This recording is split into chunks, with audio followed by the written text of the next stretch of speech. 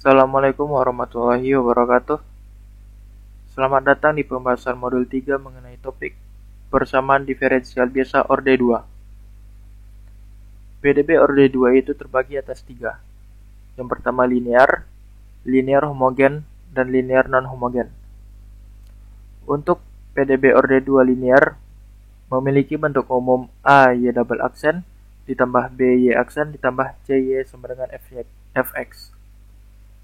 Yang mana A, B, dan C tersebut merupakan konstantanya. Untuk menemukan solusi umum dari PDB orde 2 linear tersebut, kita bisa menggunakan 4 teorema berikut.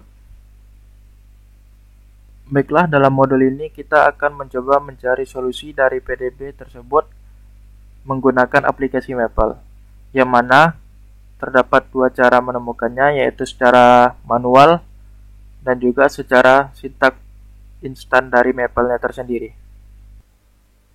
Baiklah, untuk pembahasan pertama yaitu mengenai PDB orde 2 linear homogen. Kita misalkan kita memiliki suatu fungsi berikut, yaitu Y double aksen ditambah Y aksen ditambah Y sama dengan 0. Yang pertama yang harus kita lakukan yaitu mencari solusi umum. Mula-mula kita harus mendefinisikan persamaan karakteristik dari PDB tersebut.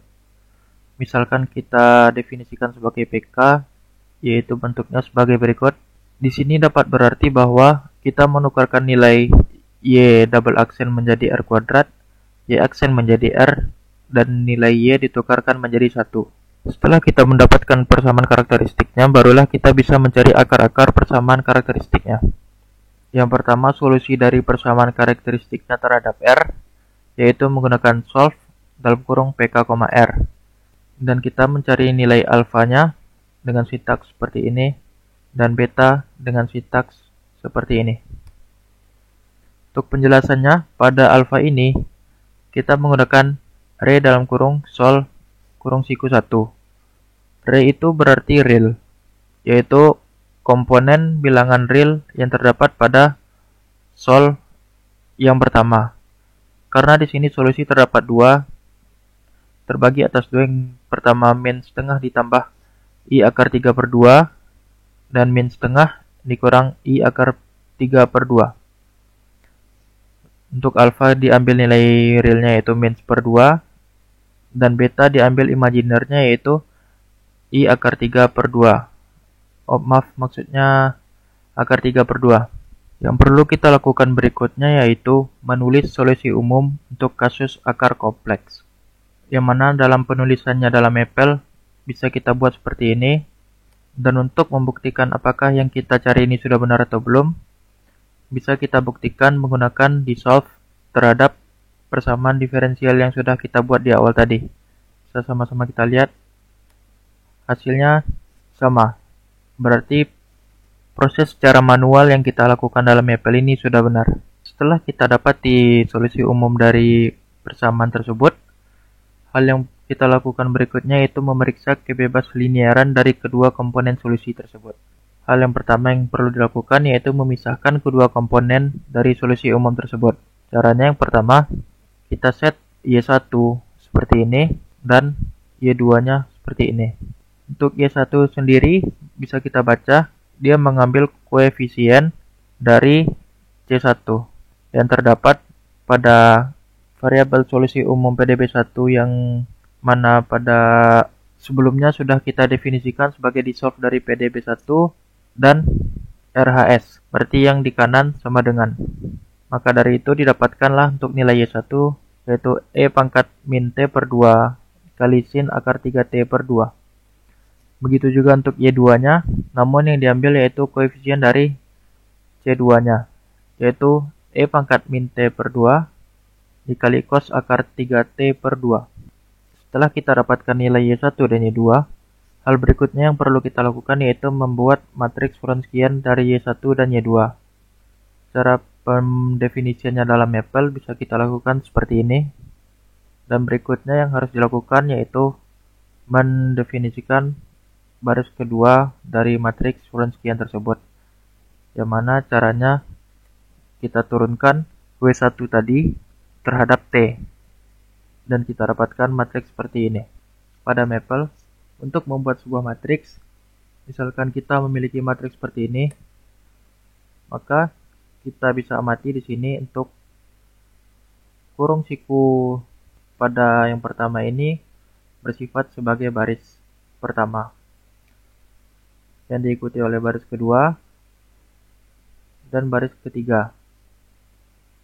Lalu kurung siku terakhir ini sebagai penutup dari matriks tersebut. Dan untuk kolomnya masing-masing, kita hitung dari sini kolom 1, kolom 2, kolom 3, kolom 4. Dan untuk di baris berikutnya juga sama, kolom 1, kolom 2, kolom 3, kolom 4. Kembali ke pembahasan kita tadi, di sini kita akan membuat sebuah matriks Wronskian, yang mana komponen yang kita butuhkan sudah ada, yaitu W1 dan W2. Untuk menciptakan sebuah matriks Wronskian tersebut, kita jadikan suatu matriks yang komponennya W1 dan W2. Maka kita bisa mendapatkan matriks Wronskiannya tersebut. Dengan Maple, kita bisa menentukan matriks Wronskian tersebut secara langsung menggunakan perintah Wronskian. Dengan syarat kita harus mengaktifkan package yang namanya vector calculus. Untuk mengaktifkannya, kita lakukan seperti ini, dan harus diperhatikan pada akhirnya menggunakan tanda titik 2, bukan titik koma. Lalu kita gunakan sintaks tadi, yaitu Wronskian, yang mana komponen di dalamnya yaitu W1 dan T. Maka didapatkan matriks Wronskiannya tersebut. Bisa kita perhatikan hasil keduanya sama. Hal berikutnya yang perlu kita lakukan yaitu mencari determinan dari Wronskian tersebut. Pada Maple kita perlu mengaktifkan package linear algebra terlebih dahulu. Lalu kita bisa mencari determinan dari Wronskian tersebut dengan sintaks simplify determinan W. Selanjutnya, yang perlu kita lakukan yaitu mencari solusi khususnya.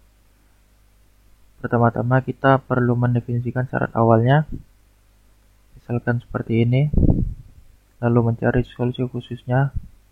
Untuk tahap-tahapnya sama seperti pada modul sebelumnya, maka kita langsungkan saja lanjut mencari solusi khusus, dan untuk memplotnya kita membutuhkan ini, dan akhirnya bisa kita temukan bahwa plotnya berbentuk seperti ini. Lanjut kepada pembahasan PDB orde 2 linear non-homogen. Kita misalkan suatu persamaan non-homogen seperti berikut. Yang pertama yang harus kita lakukan yaitu mencari solusi homogennya. Maka dari itu kita perlu membuat versi homogen dari fungsi sebelumnya. Dan untuk membuatnya kita bisa melakukannya dengan sintaks seperti ini, yaitu yang berarti sisi kiri dari variabel PDB2 tersebut kita sama dengan 0, yaitu sisi kirinya adalah pada bagian ini.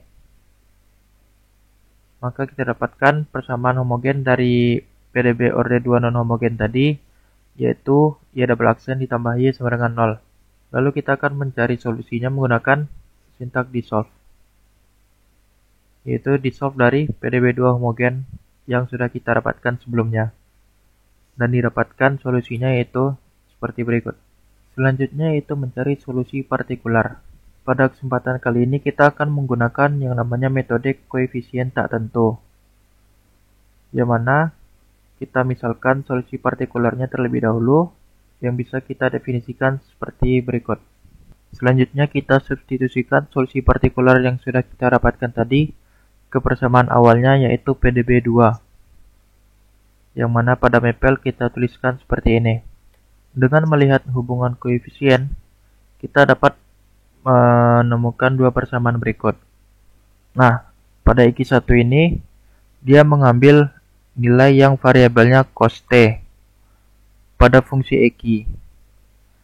Sedangkan X2 mengambil nilai koefisien dari sin T pada variabel X, yang mana kedua nilai tersebut dituliskan sebagai nilai pada koefisien di kiri dikurang nilai pada koefisien di kanan. Maka didapatkan X1 sama dengan 2A min 1 sama dengan 0, dan X2-nya min 2B sama dengan 0. Setelah itu kita cari solusi dari nilai X1 dan X2 tersebut, yang mana dalam mapel secara langsung kita bisa tuliskan seperti ini. Di sini berarti nilai X1 diselesaikan berdasarkan variabel A, dan nilai X2 selesaikan berdasarkan variabel B, yang mana didapatkan nilai dari sol 1 itu A sama dengan 1/2 dan B sama dengan 0. Karena nilai A dan B tersebut masih berada dalam suatu variabel sol, kita dapat mengeluarkan nilainya untuk masing-masing dengan kita tuliskan sebagai berikut. Yang mana A yaitu RHS dari sol 1 yang pertama, yaitu komponen sol 1 yang pertama yaitu A sama dengan 12, dan B mengambil komponen kedua dari variabel sol 1. Maka didapatkan untuk RHS dari A yaitu 1/2 dan RHS dari B-nya yaitu 0. Setelah itu kita dapat membuat solusi partikularnya, yang mana kita bisa tuliskan dengan sintaks seperti ini. Di sini kita berarti menukarkan nilai-nilai yang terdapat pada solusi partikularnya yaitu YP. Nilai A-nya kita tukar dengan RHS sol 1 yang pertama, yaitu 1/2 tadi. Dan nilai B-nya ditukarkan dengan nilai sol 1 yang kedua, yaitu 0. Dan didapatkan solusi partikularnya yaitu T sin T/2.